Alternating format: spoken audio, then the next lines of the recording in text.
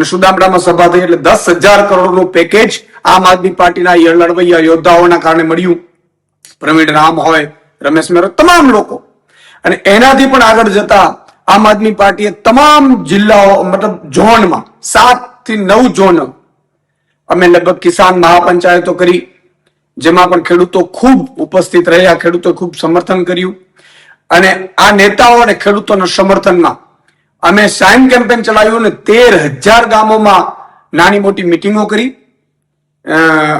ખેડૂત પંચાયત કરી, ન્યાય પંચાયત, અને લગભગ 80,000 થી વધુ ખેડૂતોના આપણે સાઇન કેમ્પેન લઈ અને સમર્થન મેળવ્યું. અને એ અમારું ડેલિગેશન એ ત્યાં ગયું, મુખ્યમંત્રીશ્રીને માનનીયને મળ્યા.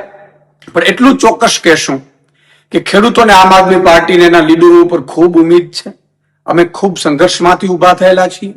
ભાજપ હંમેશા કોશિશ એવી કરતી હોય છે કે લીડરો તૂટી જાય, લીડરોને સામ દામ દંડ ભેદ કરીને હેરાન કરવાની કોશિશ કરવામાં આવે. રાજુભાઈ સાથે સુધી મને હજી ખબર નથી, મારી વાત નથી થઈ. એટલે હમણાં 2 દિવસ પહેલા જ મારા ઘરે કાર્યક્રમમાં આવ્યા હતા.